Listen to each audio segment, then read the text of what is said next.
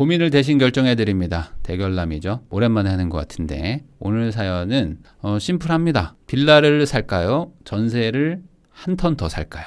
이런 주제를 가지고 이야기해 보겠습니다. 30대 초반 예비 부부인데 전세로 시작을 할지 빌라를 살지 고민입니다. 라는 분이에요. 안녕하세요. 결혼을 앞둔 30대 초반 예비 부부입니다. 먼저 저는 혼자서 방삼화1 빌라에 자취를 하고 있고요. 여자친구는 부모님 집에 거주 중입니다. 그러니까 부모님 집 거주 중이니까 당연히 좀 생활비의 압박이 좀 덜하겠죠. 저의 수입은 세후 월 450만 원, 상당히 많이 버시죠.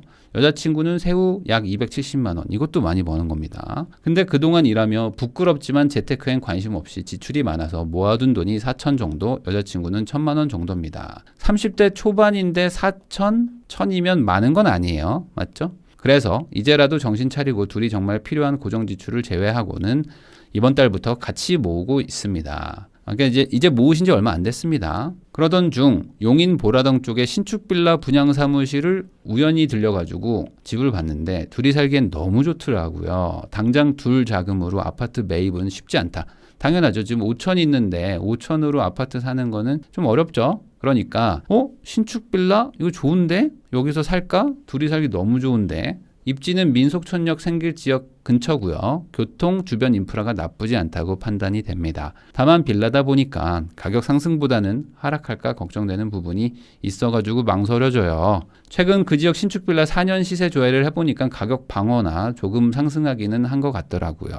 그래서 보금자리론과 최근 전세대출 금리를 고려하여 향후 2024년까지 자금 계획을 세워본 결과 현재 제가 사는 빌라에서 전세 연장을 해가지고 돈을 모을 경우에 최소한 1억 2, 3천은 저축하지 않을까요? 라는 얘기를 이제 하셨고요. 빌라를 차라리 사가지고 보금자리론 원리금을 갚아가면서 남는 금액을 저축할 때는 그래도 한 9천에서 1억 정도 저축이 가능하더라 이거죠. 저희가 부모님께 일정 도움을 좀 드리고 있는 상황이라서 오롯이 수입 60% 70% 모을 수는 없는 상황입니다. 이러한 상황에서 전세를 연장해서 저축하면서 기회를 노릴지 일단 빌라에도 매매하고 저축하면서 나중에 아파트를 살지 궁금합니다. 이런 얘기를 하셨는데 여기에 이제 추가로 댓글이 달렸습니다. 여자친구분이 댓글을 단 것 같은데 저희가 돈을 모으지 못한 이유는 학자금 대출하고 은퇴하신 부모님 사업자금 지원한 게 있기 때문입니다. 뭐 이런 얘기가 더 있었어요. 요것도 좀 더 이따 얘기해 보겠습니다. 자, 그래서 우리 커뮤니티에 올렸더니 결과는 어떻게 나왔느냐. 70%가 전세를 사러라 라고 선택을 해 주셨습니다. 그러니까 빌라를 살 바에는 전세를 살아라 라는 거예요. 그러면 지금 70% 정도면 정말 다들 빌라를 사지 말라는 건데 이게 정확하게 보면요. 정확하게는 지금 이분들이 신축 빌라를 사려고 하기 때문에 이 신축 빌라를 조심하라 라는 이야기입니다. 그냥 빌라를 사는 게 나쁘다는 게 아니고 신축을 조심하라. 자, 왜 그러냐면 제가 하나씩 지금 이 행간의 의미를 한번 좀 해석해 볼게요. 용인 보라동 쪽에 신축 빌라 분양 사무실을 우연히 들려서 집을 봤는데 둘이 살기엔 너무 좋았어요. 라는 멘트에서 저는 이제 하나 찾은 게 있는데 뭐냐면 여러분들도 느껴지나요? 분양 사무실 있죠? 분양 사무소, 분양 사무실, 모델하우스 이런 데 있죠? 이런 데를 우연히 들릴 일은 절대 없습니다. 여러분들이 살면서 나 편의점인 줄 알고 문 열고 들어갔는데 분양 사무소예요. 나 여기 뭐 하는 데야? 여기 뭐 카페인가? 하고 들어갔는데 알고 봤더니 분양사무소 모델하우스였다? 이럴 일은 절대 없다. 이거는 뭐냐면요. 분양사무실은 무조건 누군가 물티슈를 주든지 커피를 주든지 전단지를 주든지 뭘 줍니다. 그리고 뭔가 옆에서 계속 말을 걸어요. 그래가지고 네? 저는 관심 없는데? 하다가 그래요? 그런 게 있어요? 4천만 원이면 사요? 어디라고요? 역세권이요? 그래요? 근데 신축이에요? 하다가 어느 순간 앉아. 절대 우연히 들어가는 일 없다. 우연히 들어갈 리가 없지. 이거는 그 마케팅에 혹해가지고 들어가서 앉게 됩니다. 앉게 돼요. 이거는 내가 스스로 가서 앉은 거야. 어떻게 뒷걸음질 치다가 앉았더니 모델하우스일 일은 절대 없다. 왜 그러냐면요. 지금 부끄럽지만 재테크엔 관심이 없다라고 스스로 적어주셨거든요. 그리고 이제라도 정신 차리고 둘이 돈을 모으기로 한 지 한 달 되신 거예요. 그러니까 이제 한 달 돈을 모았어요. 그러니까 지난달까지만 해도 사실 정신 차리지를 못하신 거죠. 이분의 표현으로는. 그러니까 내가 막 어쩔 수 없이 지출을 하든 부모님을 도와주든 막 썼어요. 어쨌든 소비가 했어. 근데 재테크에 관심도 없었어요. 그러니까 이제 관심 생긴 지 얼마 안 되신 거야. 그런데 갑자기 빌라? 뭐 역세권? 야, 이거 신축? 근데 예비 부부? 둘이 살기 딱 좋아? 방이 3개, 화장실 2? 이러면은 혹하는 거죠. 근데 이게 문제가 뭐냐면요. 가서 듣잖아요. 들으면 어떻게 될 것 같아요? 이야기를 이렇게 듣다 보면요. 최고의 투자처가 아닐까라는 생각이 자연스럽게 들게 됩니다. 여기서 들으면 별론데요? 라는 얘기가 잘 안 나와요.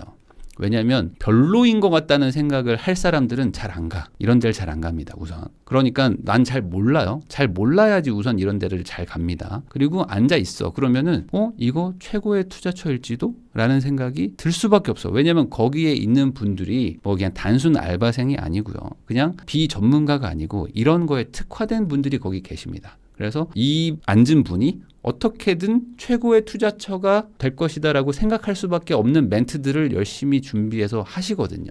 자, 이걸 보면 알아요. 이분은 재테크에 관심이 없었어요. 그리고 돈 모은 지 이제 한 달 된 분이에요. 근데 입지는 민속촌역이 생길 지역 근처이고요. 교통, 주변 인프라가 나쁘지 않다고 판단됩니다. 라고 적어주셨어요. 이 말의 의미가 뭔지 아세요? 여기 생길 근처고요. 주변을 보니까 교통과 인프라가 나쁘지 않은 지역이네요. 저는 이거 투자처로 괜찮다고 판단됩니다. 라고 스스로 적으셨잖아요. 이게 뭐냐면 1번일까요? 2번일까요? 이게 제가 하고 싶은 이야기입니다. 뭐냐면 이게 나의 판단인 것처럼 지금 적으셨지만 사실은 2번일 거거든요. 그냥 그렇게 들은 거죠. 여기 민속촌역이 생길 거고요. 그리고 여기 지금 학교도 있잖아요. 그리고 여기 지금 보세요. 지금 중학교 예정지라고 써 있죠. 그리고 여기 이제 조만간 여기 택지지구가 또 조성이 되면은 뭐 이런저런 것들이 생깁니다. 그러면 이게 절대 나쁜 곳이 아니에요. 어떻게 생각하세요? 괜찮네요. 민속촌역이 생긴다고요? 그럼요. 지금 이거 거의 확정됐고요. 이거 조만간 지금 이제 공사 들어갑니다. 나쁘지 않은 곳이라고 판단됩니다. 라는 거는 아니다. 왜냐면 나는 그전까진 이 빌라의 존재를 알지도 못했으니까. 자, 사람들이 왜 신축 빌라를 사지 말라는 거냐? 이게 사실은 더 중요한 부분이에요.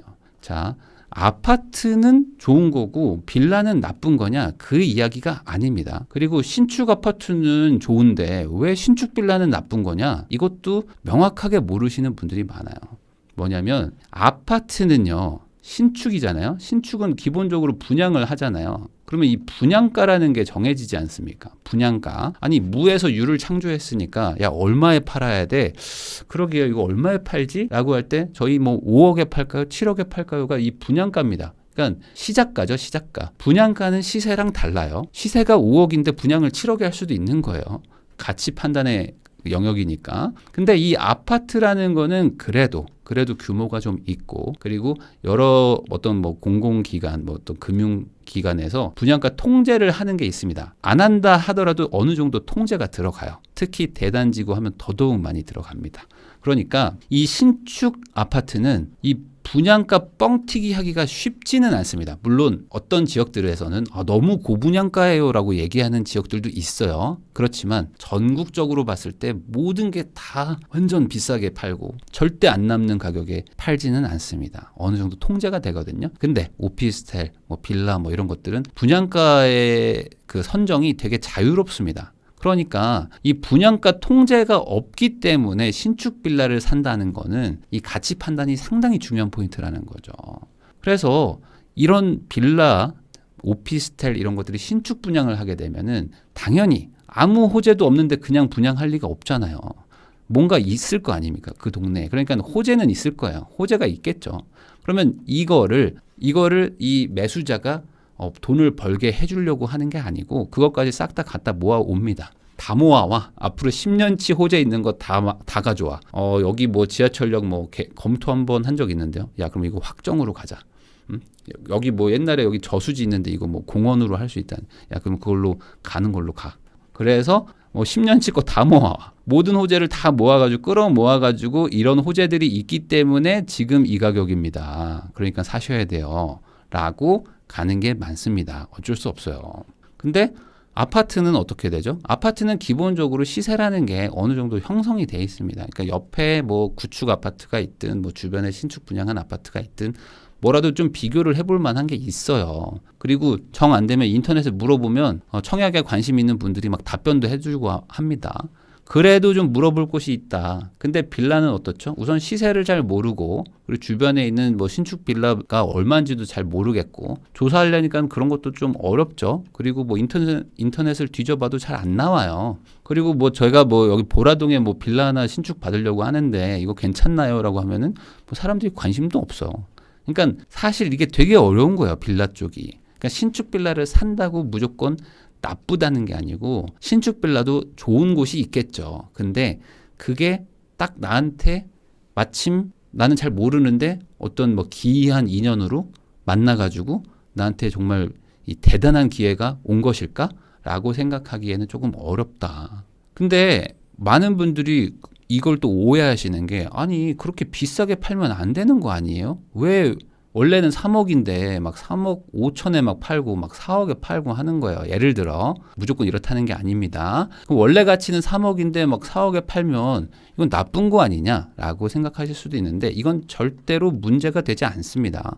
불법도 아니에요. 왜 그러냐? 이거는 그냥 말 그대로 새로운 물건이기 때문에 이 물건 가격을 정하는 거는 판매자 마음인 거죠. 예를 들어 자동차가 요즘에 뭐 품귀 현상이죠. 그러니까 그냥 물가도 많이 올랐고 저희는 그냥 한 5% 올리렵니다 라고 자동차 회사가 정하면 그만인 거죠. 그게 불법도 아닙니다. 안 팔리면 그만인 거지 팔리면 팔리는 거죠. 그런데 중요한 건 뭐야? 이거는 내가 이 가치가 얼마인지 잘 모르는데 그냥 결론적으로는 내가 매수자가 판단력이 없는데 내가 그냥 좋은 건가 하고 사는 게 문제인 거죠. 그러니까 이게 판매자가 문제라기보다는 그냥 내가 문제인 게 사실은 맞습니다. 그냥 그 사람이 저 가격에 팔기로 했고 내가 사기로 했으니까. 그러니까 이거는 계약의 문제인 거고 사인 간의 거래 문제인 거지 뭐 왜 저를 속였죠? 라고 할 얘기도 아니다. 그래서 많은 분들이 신축 빌라는 가격이 떨어집니다. 이런 얘기들을 하시는데 사실은 떨어지는 게 아니라 비싸게 판 분양가가 제자리로 내려오는 게 대부분이어서 그렇습니다. 그래서 사람들이 그냥 신축 빌라 사면은 다 손해봐요. 뭐 신축 오피스텔 사면은 손해봐요. 라고 하는 이유도 그냥 처음에 분양가가 비쌌기 때문이다. 그런 일들이 많죠. 근데 사실 이 사연에서 진짜 문제는 이 부분입니다. 뭐냐면 여기에요. 학자금 대출 상환과 은퇴하신 부모님 사업자금 지원을 했기 때문에 우리 예비부부 두 분이 돈을 잘 못 모았다라고 이제 적어주셨는데 이게 더 문제인 거죠. 학자금 대출 상환은 뭐 어쩔 수 없는 거니까 한다고 치는데 이 은퇴하신 부모님의 사업자금 지원은 정말 많은 집에서 문제가 됩니다. 이게 참 사실 되게 애매한 게 뭐냐면 부모와 자식 간이잖아요. 거기다가 돈 거래입니다. 근데 부모님이 나를 키웠고 부모님이 나한테 돈을 갖다 부은 돈을 생각하면 수천만 원 수억일 텐데 내가 돈을 조금 벌어가지고 부모님이 힘든데 도와주지 않는다? 이거 못할 짓이거든요. 그러니까 부모님이 나를 키웠는데 내가 부모님을 도와주지 않으면 그거는 뭔가 안 될 일 같고 뭔가 불효하는 것 같단 말이죠. 그래서 이게 부모님이 좀 나한테 좀 얘기를 하면 어쩔 수 없이 도와주게 돼요. 자녀분들이 막 대출을 받아서 주기도 하고 막 그렇습니다. 근데 여러분들도 한번 진지하게 생각해 봐야 되는 게 뭐냐면 이 자녀한테 돈을 빌려야지만 할 수 있는 사업이라는 게 어떤 의미일 것 같으세요? 아니 뭐 자녀가 돈을 빌려줄 수도 있지. 부모님이 사업한다는데 부모님이 뭐 가게 한다는데 그게 뭐가 문제입니까? 라고 생각하시는 분도 있겠지만 사실 자녀라는 건 결국에 가족이죠. 가족이고 어찌 보면 돈을 줘야 되는 상대한테 돈을 받는 거잖아요. 그러면 이거는 어찌 보면 일반적으로는 가장 마지막에 빌리는 돈입니다. 맞죠? 부모님한테 돈을 빌릴 수는 있죠. 그렇지만 자녀한테 돈을 빌리는 거는 부모 입장에서도 최후의 수단이거든요. 근데 그게 있어야지만 사업이 돌아간다? 그 말은 뭘까? 이게 사업성이 많이 떨어지는 것이란 뜻입니다. 그러니까 이미 뭔가 기울어져 가는 그런 사업을 조금 더 연명하기 위해서라거나 아니면은 남들이 봤을 때 이거 안 될 것 같은데 뭔가 부모님이 고집하고 있는 경우 이럴 때 돈은 없고 뭔가 이거 하긴 해야 되는데 근데 뭐 잘 안 될 것 같아. 막 이런 생각이 드는 그런 상황일 때 자녀한테 돈을 빌려요. 왜냐하면 저도 이제 사회생활을 해보고 자영업 뭐 이런 거 투자도 해보면은 진짜 괜찮은 사업이 있잖아요. 그러면 주변에서 돈이 옵니다. 내가 좀 넣으면 안 돼? 뭐 이렇게 얘기들을 합니다. 뭐 예를 들어 어떤 요리를 진짜 잘하는 분이 있잖아요. 그러면은 정말 맛있으면 누가 투자합니다. 투자해서 저기 사모님 이거 여기서 지금 이러고 있으실 게 아니고 이 요리를 이거 지금 차리셔야 돼. 제가 한 2억 투자할 테니까 저희 지분 5대5로 해가지고 메인 주방장 맡아주시죠. 사장님 한번 하시죠. 이렇게 돈이 들어와요. 근데 그게 아니고 막 사업이 막 힘들어. 그리고 돈이 막 빵꾸가 나는 거야. 막 대출이 막 늘어나고 있어. 그런데 지금 생활비도 없어. 그러니까 사실 자녀한테 돈을 달라고 하는 거일 수도 있단 말이죠. 그러니까 사업성이 좋지는 않을 수 있다. 근데 이게 참 어렵죠. 왜? 부모님이니까. 그래도 저는 안타깝지만 좀 이건 끊을 수 있다면 끊어야 되는 것도 필요하다. 왜냐하면 안 되는 거를 되게 하려고 계속 유지하다 보면은 모두가 힘들어지거든요. 그리고 이렇게 힘들어진 뒤에 남는 건 뭐다? 부활하면 좋지. 그 사업이 힘들어졌다가 부활하면 상관없는데 대부분은 어떻게 되죠? 조금 더 연명하다가 마지막에 꼬꾸라집니다. 그래서 모두가 빚을 진 상태로 그냥 마무리가 되죠. 그러니까 끊을 수 있으면 끊는 게 사실은 좋습니다. 이게 계속 잡고 간다고 되는 일이 아닐 수가 있다. 거기다 또 하나 문제가 더 있죠. 뭐죠? 바로 처음부터 나왔던 건데 왜 그런지는 제가 듣지 못했습니다만 이 남자분이 보내신 건데 예비 남편이죠. 저는 혼자 방삼화일 빌라에 살고 있어요. 그러니까 왜 방삼화일 빌라에 자취를 하고 계신지는 모르겠어요. 근데 남자 혼자 사는데 방 3개에 화장실 하나면 이게 방삼화이면요. 신축급 빌라인데 화장실이 하나인데 방 3개면 구식이거든요. 구식 빌라에서 괜히 본인의 어떤 필요보다 훨씬 넓은 집에 살고 있습니다. 거기다 자취를 하고 있는 거죠. 그러니까 원래 부모님과 살다가 부모님이 어디 잠깐 이사 간 것도 아닌 것 같아. 그러니까 일부러 얻었다 이거죠. 그거의 의미는 이게 아니었을까? 그냥 월 450만 원 정도 세후를 벌기 때문에 약간 여유 부린 게 아닐까라는 생각이 듭니다. 왜냐하면 여기 지출이 많아서 모아둔 돈이 별로 없다라고 적어주셨거든요. 그래서 왜 혼자서 넓은 집에 살고 있는가? 이거에 대해서 저는 좀 의문이 좀 들었고, 그리고 왜 소비 통제를 못했는가? 물론 부모님 도와주셨다고 하지만 부모님한테 그 정도로 도와준 걸까? 정말 막 한 300씩 계속 주신 걸까? 그러진 않았을 것이다. 그러니까 아마 소비 통제도 잘 안 됐겠죠. 그러니까 이제 지출이 많다고 적으신 것 같아요. 그래서 결론적으로 사연을 보내주신 분도 남이 문제가 아니라 결국에 내가 문제인 거죠. 그러니까 세상의 모든 일들 그리고 특히 돈 문제들은 대부분 남의 문제라기보다는 내가 문제입니다. 왜요? 저는 저희 부모님이 돈이 많이 필요하셔서 저한테 막 계속 의지하시고 제가 도와줄 사람은 저밖에 없어서 제가 계속 도와드려야 되는데요. 그것도 어찌 보면 내가 문제인 거죠. 그러니까 도와줘서 해결이 되는 문제가 있고 도와준다고 해도 해결이 안 되는 문제가 있다면 내가 어느 순간은 결단을 내려야 되는데 그 결단을 못 내린 것도 내 문제일 수 있는 거죠. 그러나 오히려 저는 이게 다행이라고 생각합니다. 왜 그러냐? 그나마 방 큰 거 그리고 집이 넓은 걸 얻어놓은 게 그러나 오히려 다행이다. 방 3개에 화장실 1개라는 넓은 집을 얻어놓은 게 오히려 다행인 이유가 있습니다. 왜 그러냐면 지금 이 남자 사연자분 있죠? 요 분이 사연자예요. 근데 요 사연자 집이 지금 방삼화일이라는 겁니다. 근데 이게 계약갱신 청구권이 만약에 사용 가능할 수도 있잖아요. 그러니까 전세를 살지 매수를 할지 고민이라는 거란 말이죠. 그러면 요게 계약갱신 청구권 사용 가능하면요. 이 집에 그냥 사는 걸 추천합니다. 예비 부부라고 했으니까 지금 빨리 결혼하는 걸 추천합니다. 이게 약간 어색하게 들리실 수도 있어요. 왜 이렇게 얘기하는 거지? 근데 이게 생각해보면 나을 수도 있습니다. 지금 결혼을 하려고 마음은 먹었는데 집이 해결이 안 되니까 결혼을 못 하시는 거잖아요. 그러면 집이 어쨌든 빌라라도 전세가 있으니까 이걸 빨리 들어가서 신혼집을 차리면 되는 거예요. 지금 남자분 4천, 여자분 1,000 모아놨기 때문에 그리고 아마 학자금 대출 이런 것들도 아직 남아있을 수도 있기 때문에 지금 나이 대비 많이 모았다고 할 수는 없습니다. 그러면 혼수는 하면 안 되죠.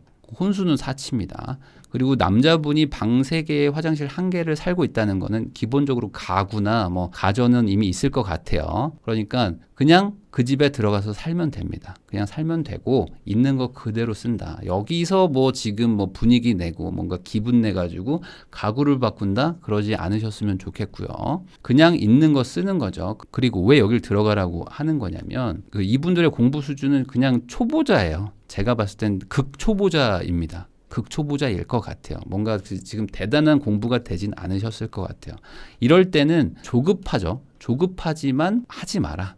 뭘 하려고 하지 않는 게 좋습니다. 왜요? 지금 사면 뭐 돈 올라가고 막 집값 올라간다고 부인남 너가 그랬잖아. 근데 왜 사지 말라는 거야? 아무거나 산다고 되는 게 아니기 때문에. 그리고 초보자가 사서 돈을 벌어도 그것도 문제거든요. 자, 이분들은 지금 공부할 시간도 필요하고요. 돈도 없기 때문에 돈 모을 시간도 필요해요. 그러니까 결국 이분들한테는 지금 중요한 거는 시간이 필요하다는 거죠. 그 시간 동안 열심히 공부도 하시고 돈도 모아야 된다는 겁니다. 자, 그리고 아까 양쪽 모두 부모님을 도와준다고 하셨거든요. 그러면 여자친구분 입장에서 말해볼게요. 여자친구분은 지금 부모님하고 같이 살죠. 그러면 그 집을 빨리 나와야 됩니다. 부모님과 사는 집에서 계속 거주하고 있는데 내가 월 270을 벌어요. 맞죠? 그러면 어떻게 되죠? 이게 지금 생활비를 아끼는 게 아니고 오히려 생활비가 여기 들어갈 수 있어요. 이래저래 돈이 더 들어가. 거기다가 부모님이 만약에 나한테 계속 뭔가를 요구하신다면은 여자친구분 입장에서는 거부하기 힘들거든요. 같이 사는데 돈을 도와달라고 할 때 거부할 수 없다. 그러면은 제가 봤을 때 이 여자친구분은 빨리 집을 나와야 돼요. 집을 나와서 어딘가에 들어가서 공간의 단절이 와야지 사실 어떤 결단력도 생기는 거거든요. 그러면 이런 상황일 때는 결혼을 빨리 해라 그냥. 어차피 진짜 결혼하실 거면은 결혼하면서 혼수도 하지 마시고 결혼식도 아주 조촐하게 하셔가지고 빨리 그냥 남자네 집에 들어가는 것이 가장 베스트다. 방이 3개이기 때문에 뭐 혼자 한 명 더 들어간다고 해서 티나는 그런 좁은 집은 아닐 것이다. 왜 그러냐면 그렇게 해서 지금 이 둘이 한 가정을 꾸리잖아요. 거기다가 독립된 가정을 꾸리겠죠. 여자 쪽, 남자 쪽 둘 다 독립된 가정이 되겠죠. 어차피 지금 양가 부모님이 우리한테 경제적인 지원을 해줄 수 있는 상황은 아닌 것 같아요. 그러면 마이너스 둘이 없어지고 이렇게 말해서 죄송하지만 이거는 이성적인 판단입니다. 마이너스 둘은 없어져요. 그리고 플러스 둘이 만나죠. 근데 이 둘이 한 집에 살면서 비용을 줄일 수가 있습니다. 근데 둘이 얼마 벌죠? 세후 720만 원이에요. 그러면 이 정도면은 거의 연봉 1억입니다. 자, 이 정도면 거의 연봉 1억에 육박하는 분들이에요. 근데 이런 분들이 그동안 지금 합쳐서 5천만 원밖에 못 모았다는 거는 지금 이 마이너스가 생각보다 컸을 것이다 라고 저는 봅니다. 그러니까 여기서 지금 독립을 하시는 게 좋아요. 그리고 20%의 생활비로 살자. 20%의 생활비. 어떻게 사람이 80%를 저축합니까? 라고 생각을 하실 수도 있겠지만 20%의 생활비가 되게 커요. 얼마죠? 144만 원이야. 둘이서 아이 없는데 144만 원을 쓴다? 충분하다. 충분히 이 정도 쓰고 살 수 있습니다. 90%까지도 저축해 볼 수도 있지만 집에 들어가는 비용이 있을 테니까 이 정도 선에서 충분히 해결 가능하다. 그래서 두 분이서 결혼을 하실 거라면 빨리 합치고 결혼 비용 자체를 아주 최소화시켜가지고 그냥 빨리 합치는 게 좋다. 계약갱신 청구권이 나쁘다고 제가 맨날 얘기하고 이게 지금 집값 상승에 많은 영향을 줬다라고 말을 하면서도 이 분들한테는 계약갱신 청구권을 쓰라라고 하는 이유가 있습니다. 뭐냐면 이 계약갱신 청구권이 얼마나 임차인 친화적이냐면요. 법 조항에 이게 있습니다. 2+2 쿠폰이잖아요. 그러니까 2+2 쿠폰을 쓰면은 4년을 살아야 되는데 여기 플러스 2년 쿠폰을 썼으니까 2년 연장이 됩니다. 근데 이게 임차인 입장에서는 2년 연장은 됐어요. 근데 원하면 중간에 해지가 가능해. 그러니까 이게 지금 임대인 입장에서는 엄청나게 불리한 조건이죠. 그러니까 2년을 무조건 살게 해줘야 되는데, 그래? 그러면 나는 전세금을 그럼 2년 뒤에 돌려주면 되겠네? 라고 생각하고 있어야 되잖아요. 근데 그게 아니다. 임차인 입장에서, 저 그냥 나갈래요. 그냥 나갈래요 라고 생각하면은 나갈 수 있어. 그러면 집주인이 돈을 돌려줘야 됩니다. 그러니까 언제라도 돌려줄 준비를 하고 있으라는 거예요. 이 플러스 2년 쿠폰은. 이게 어떤 기준이냐면 제가 해지를 하고 싶다. 세입자 입장에서. 자, 그럼 저는 해지를 통보합니다. 당연히 문자나 녹음된 전화라든지 내용 증명을 보냅니다.